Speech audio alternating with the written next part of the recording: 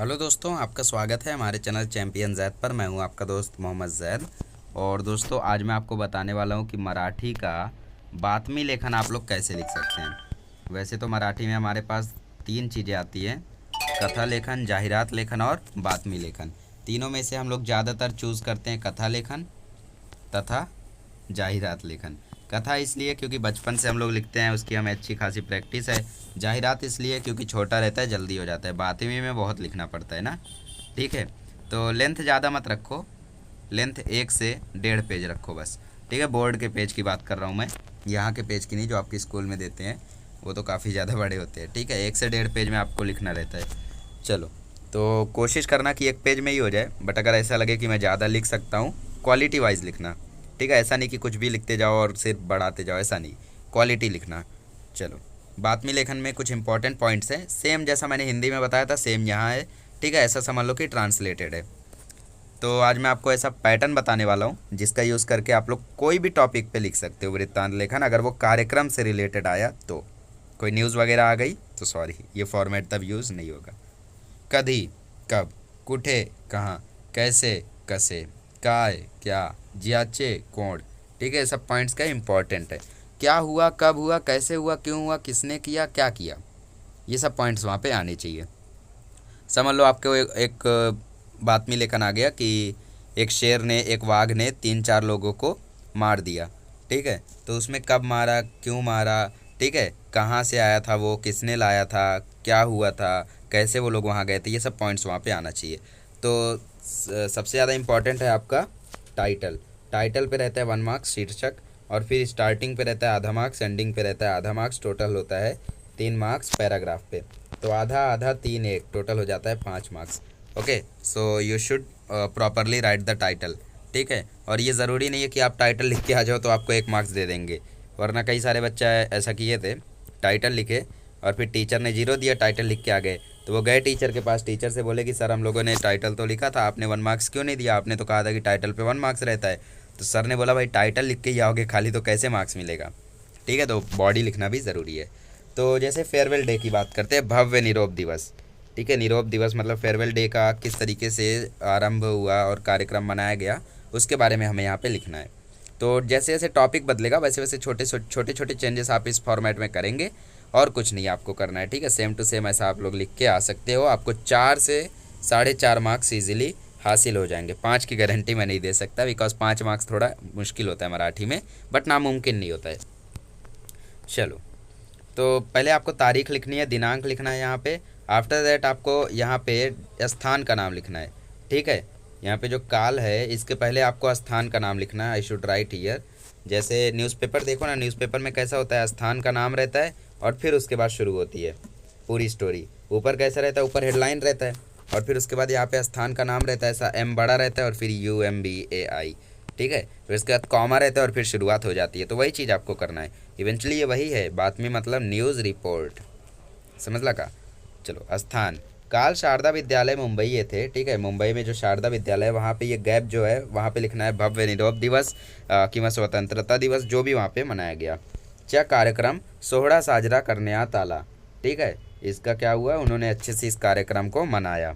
यावेळी शालेय शिक्षक, मुख्याध्यापक आणि 9वी व 10वीचे विद्यार्थी देखील उपस्थित होते। ठीक है, तो वहाँ पे जो लोग भी थे 10वीं और 9वीं के विद्यार्थी, वो लोग क्या थे, उपस्थित थे। या कार्यक्रमाचे प्रमुख पाहुणे श्री मनोज दांडेकर होते। अब नाम आप लोग कोई भी चूज़ कर लो, अपना नाम मत लिख के आ जाना। ठीक है, जैसे श्री मोहम्मद जैद यहाँ के मुख्य अतिथि थे, ऐसा मत करना। ज़्यादा से ज़्यादा कोशिश करना कि महाराष्ट्रियन नेम हो। ऐसा क्यों, क्योंकि जो मॉडरेटर्स होते हैं या फिर जो टीचर्स होते हैं वो महाराष्ट्रियन होते हैं। ठीक है, तो वैसा आप लोग लिखोगे, रिलेट करोगे तो टीचर्स को भी लगेगा कि हाँ स्टूडेंट की मराठी अच्छी होगी इसलिए इसको नाम पता है। ठीक है, कोशिश करो मनोज दांडेकर ही लिख के आओ। त्याचे मुख्याध्यापकांनी स्वतः पुष्प अर्पण करून स्वागत केले। उनका स्वागत खुद मुख्याध्यापक ने फूलों से किया। ते येताच कार्यक्रम 10 वाजता सुरू झाला, जो आधीच ठरलेला होता। उनके आते ही 10 बजे कार्यक्रम शुरू हुआ, जो कि पहले से निश्चित था कि एक बार वो आ जाएं फिर 10 बजे कार्यक्रम शुरू कर देंगे। तो ये तो सेम टू सेम आपको लिखना है पहला पैराग्राफ। ठीक है, इस पर आपको 1 मार्क्स फिक्स हो जाएगा। कार्यक्रमाची सुरुवात सरस्वती वंदनाने झाली। अब कार्यक्रम शुरू हुआ, ऐसा मत लिख देना कार्यक्रम शुरू हुआ, ये वो हुआ, ख़त्म हुआ। डिटेल लिखना, कार्यक्रम शुरू कितने बजे हुआ, कैसे हुआ, सब लिखना। कार्यक्रमाची सुरुवात सरस्वती वंदनाने झाली। हा कार्यक्रम सुरू होता संगीतकारांनी असे वाद्य वाजवले की सर्वांचे मंत्र मुग्ध झाले। ठीक है, मतलब कार्यक्रम शुरू होते ही जो वहाँ पे संगीतकार आया था उसने इस तरीके से वाद्य बजाया, अपना इंस्ट्रूमेंट बजाया कि सब लोग मंत्र मुग्ध हो गए। ठीक आहे, यानंतर बऱ्याच विद्यार्थ्याने त्याचे भाषणातून शिक्षकाची मने जिंकली। ठीक आहे, मन जिंकली स्टुडंट्सने अपने भाषण से। काही विद्यार्थ्यांनी त्याच्या गायनाने त्याचे कान विरगले। ठीक आहे, विरघळले मतलब रसगोल दिया उनके कानों में। बऱ्याच विद्यार्थ्याने कार्यक्रमात एक नाटकही सादर केले, ज्यामुळे प्रत्येकाच्या ओठावर हास्य उमटले। अपने नाटक से उन्होंने इतना हंसाया सबको, इतना खुशी हुई सबको, टीचर्स को। ठीक है, तो विद्यार्थ्याने कार्यक्रमाचे सौंदर्य जोड़ले होते, सौंदर्य पूरा जोड़ दिया विद्यार्थ्याने कार्यक्रम में। ठीक है, कार्यक्रम की पूरी शोभा उन्होंने बढ़ा दी अपने अपने वाद्य नाटक जो भी था उनको। यानंतर मुख्य अध्यापिका मनोज दांडेकर यांनी येऊन विद्यार्थ्यांना प्रेरित केला। ठीक है, यहाँ पे मुख्य अतिथि आएगा, मैं चेंज करता हूँ। ठीक है, तो थोड़ा सा हो गया था यहाँ पे मिस्टेक। कहाँ चल रहे थे हम लोग। यानंतर प्रमुख पाहुणे मनोज दांडेकर यांनी येऊन विद्यार्थ्यांना प्रेरित केले आणि आयुष्यात काहीतरी करण्यास प्रोत्साहन दिले। ठीक है, तो विद्यार्थियों को इन्होंने काफ़ी ज़्यादा प्रेरित किया, क्योंकि मुख्य अतिथि हैं तो बैठने के लिए तो आए नहीं होंगे, यहाँ पे आके उनका स्टूडेंट्स को प्रेरित करना भी ज़रूरी है, स्पीच देना भी ज़रूरी है ना, तो वही उन्होंने किया। माननीय मुख्याध्यापकांनीही एका प्रेरणादायक भाषण केले आणि जीवनातील काही मौल्यवान गोष्टी सांगितल्या। मुख्याध्यापक ने भी इतनी बढ़िया एक स्पीच दी और साथ ही में जीवन की कुछ मूल और इम्पॉर्टंट बातों को बताया। यानंतर गेल्या वर्षी प्रथम क्रमांकावर आलेल्या विद्यार्थ्यांना बक्षीसही दिले। तो जो विद्यार्थी लास्ट ईयर अव्वल आए थे उनको इन्होंने बख्शीश दिया, मतलब इनाम दिया, और साथ ही में उनका कौतुक मतलब प्रशंसा मतलब तारीफ भी की। आदरणीय मुख्याध्यापकांनी कार्यक्रम उपस्थित असलेल्या प्रत्येक व्यक्तीचे आभार मानले। जो भी लोग वहाँ पे कार्यक्रम में उपस्थित थे सभी का इन्होंने शुक्रिया अदा किया, सभी का इन्होंने आभार माना। प्रत्येकाला पानी ही दिले गेले। ठीक है, मतलब जो भी वहाँ पे जलपान का इंतजाम था, खाने वाने का, सब कुछ सभी को प्रोवाइड किया गया। अशा प्रकार कार्यक्रम का जो अंत था वो जनगण मन के साथ हुआ। ठीक है, बट इम्पॉर्टेंट पॉइंट क्या है कि वृत्तांत लेखन में आप लोगों को कार्यक्रम से रिलेटेड अगर कुछ आया, वैसे चांसेस कम रहते हैं मराठी में ज़्यादातर आप लोगों को प्लास्टिक बैन या फिर कुछ और ऐसा टॉपिक आ सकता है। तो कार्यक्रम पर आपको कभी भी आया तो ये फॉर्मेट यूज़ करना।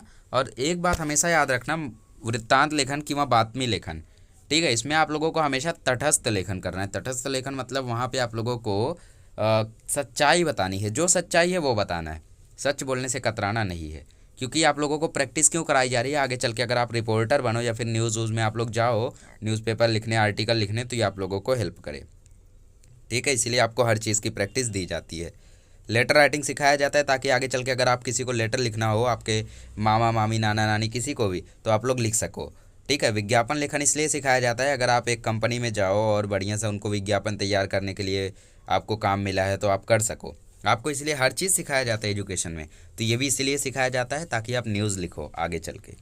ठीक है, और न्यूज़ तटस्थ लेखन, तटस्थ लेखन मतलब हमेशा सच्चाई बताओ। कभी भी हम लोग टीवी में न्यूज़ देखें, फेक न्यूज़ हमें शायद ही दिखती होगी कभी। ठीक है, तो आप लोगों को भी वही करना है, ज़्यादा से ज़्यादा सच्चाइयाँ बतानी है। जैसे अभी कोई देश है जो गड़बड़ है, बट आपको इसमें ये नहीं बताना कि वो सही है। समझ लो कोरोना पर आ गया, तो कोरोना पर आपको ये नहीं बताना कि भारतवासियों ने काफ़ी ज़्यादा सोशल डिस्टेंसिंग किया फिर भी कोरोना फैल गया। नहीं, आपको सच्चाई लिखनी है कि भारतवासियों ने सही से वहाँ पे काम नहीं किया, अपना सोशल डिस्टेंसिंग नहीं किया, मास्क नहीं पहना, अच्छे से सैनिटाइज नहीं हुए, इसीलिए कोरोना फैल गया। ठीक है, तटस्थ लेखन is the most important thing. चलो अगले लेक्चर में मिलेंगे तो हम लोग निबंध लेखन और साथ ही में बचे हुए जो राइटिंग स्किल के टॉपिक है उनको कवर करेंगे।